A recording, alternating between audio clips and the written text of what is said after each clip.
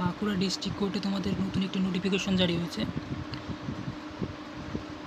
চলো নোটিফিকেশনটি একবার দেখে নেওয়া যাক কী বলা হয়েছে। প্রথমে রয়েছে তোমাদের ভ্যাকান্সি। দেখো, আপার ডিভিশন ক্লার্কে তোমাদের 9টি ভ্যাকান্সি রয়েছে টোটাল, এবং লোয়ার ডিভিশন ক্লার্ক এখানে হয়েছে 39টি ভ্যাকান্সি, এবং সিল বেলিফে তোমাদের 3টি ভ্যাকান্সি রয়েছে, এবং প্রসেস সার্ভারে 9টি ভ্যাকান্সি।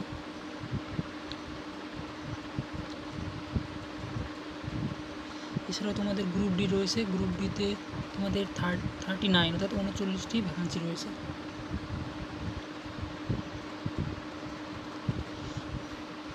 এবার দেখে নাও তোমাদের স্যালারি কোন পোস্টের জন্য কত হবে। তোমাদের যে আপার ডিভিশন ক্লার্ক রয়েছে এটা তোমাদের বেসিক পে রয়েছে হচ্ছে 28,900, এবং লোয়ার ডিভিশন ক্লার্কের রয়েছে হচ্ছে তোমার 22,700 বেসিক পে, এবং সিল ব্যালিফে রয়েছে তোমাদের 22,700, এবং প্রসেস সার্ভারে তোমাদের 21,000 রয়েছে বেসিক পে, এবং গ্রুপ ডিতে তোমাদের বেসিক পে রয়েছে 17,000। এর সঙ্গে তোমাদের কিন্তু ডিএ এবং বিভিন্ন অ্যালাউন্স যুক্ত হবে, অ্যাড হবে।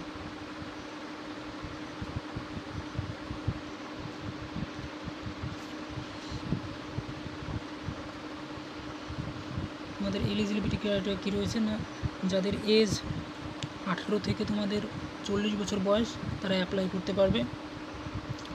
অ্যাজ অন হচ্ছে তোমাদের 1/1/2024, এবং অন্যান্য ক্যাটাগরি যারা রয়েছে তারা বয়সে ছাড় পাবে গভর্নমেন্ট রুল অনুযায়ী।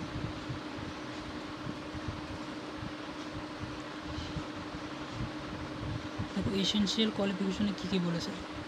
আপার ডিভিশন ক্লার্কের জন্য তোমাদের গ্রাজুয়েট হতে হবে, এবং কম্পিউটারে প্রফিসিয়েন্সি থাকতে হবে, কম্পিউটার জানা থাকতে হবে, এবং একটা সার্টিফিকেট প্রয়োজন, শুধুমাত্র আপার ডিভিশন ক্লার্কের জন্য। আর লোয়ার ডিভিশন ক্লার্কের জন্য কি দরকার, আর সিল ভ্যারিফের জন্য তোমাদের হচ্ছে মাধ্যমিক পাস হলেই হবে, এবং সেই সঙ্গে বলেছে অ্যাটলিস্ট তোমাদের কম্পিউটারের নলেজ থাকতে হবে, এবং সার্টিফিকেট থাকতে হবে যে কোনো রেকগনাইজ ইনস্টিটিউট থেকে।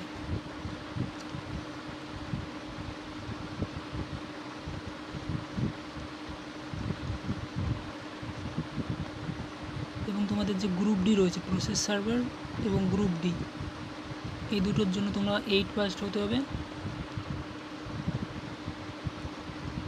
আর অন্য কিছু চাইনি এখানে।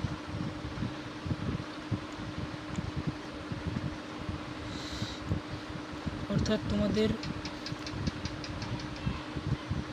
যদি সংক্ষেপে বলি তাহলে এই পোস্টের জন্য তোমাদের গ্রাজুয়েশন লাগবে,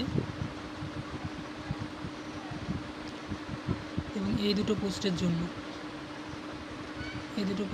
তোমাদের 10th পাস করতে হবে, এবং অবশ্যই এই দুটোর ক্ষেত্রে তোমাদের কম্পিউটারের সার্টিফিকেট থাকতে হবে। আর বাকি এই দুটো পোস্টের জন্য তোমাদের 8 পাস।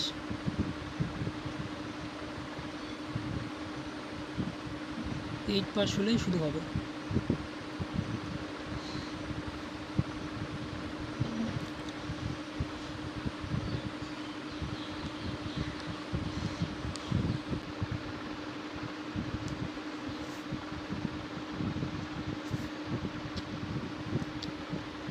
দেখো তোমাদের মোড অফ এক্সামিনেশন কী হবে।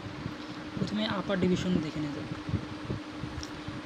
আপার ডিভিশনে প্রথমে ফেজ 1 হবে 100 মার্কের, এবং 50টি কোশ্চেন থাকবে, অর্থাৎ 50টি হচ্ছে তোমাদের কোশ্চেন থাকবে, এক একটি কোশ্চেনের মার্ক 2, অর্থাৎ টোটাল 100 মার্কের।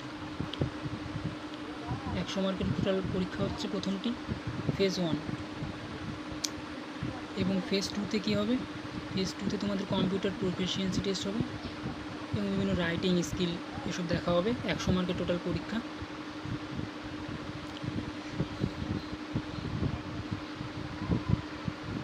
আর ক্ষেত্রে তোমাদের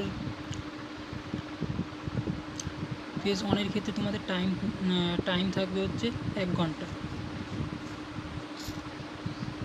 এবং ফেজ 2-তে তোমাদের টাইম থাকবে 2 ঘন্টা। হ্যাঁ,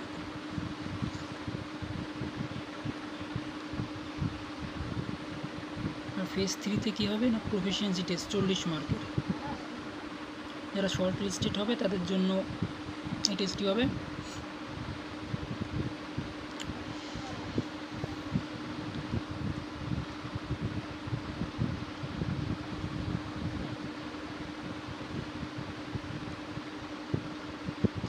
এরপরে তোমাদের lower division clerk.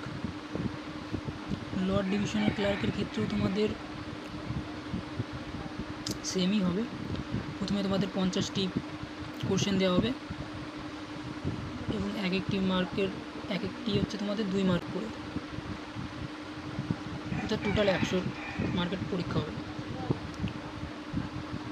60 minute time দেওয়া হবে, এবং তোমাদের 20 মার্কের তোমাদের একটা প্রফিসিয়েন্সি টেস্ট নেওয়া হবে। এবং এর পরেরটা দেখে না যাক, প্রসেস সার্ভার এবং গ্রুপ ডি।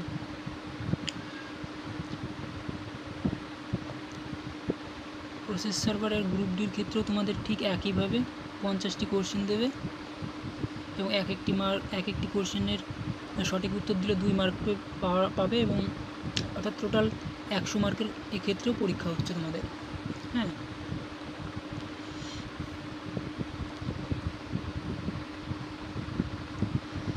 এরপরে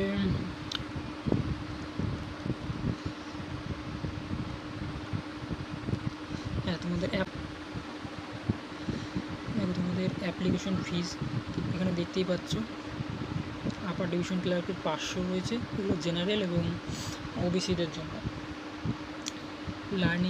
লোয়ার ডিভিশন ক্লার্কের জন্য তোমাদের 300, সিল ব্যালিফের জন্য তোমাদের 300, এবং প্রসেস সার্ভারের জন্য 200, এবং গ্রুপ ডির জন্য তোমাদের 200, এবং SC STদের জন্য এই যে ইত্যাদি ইত্যাদি।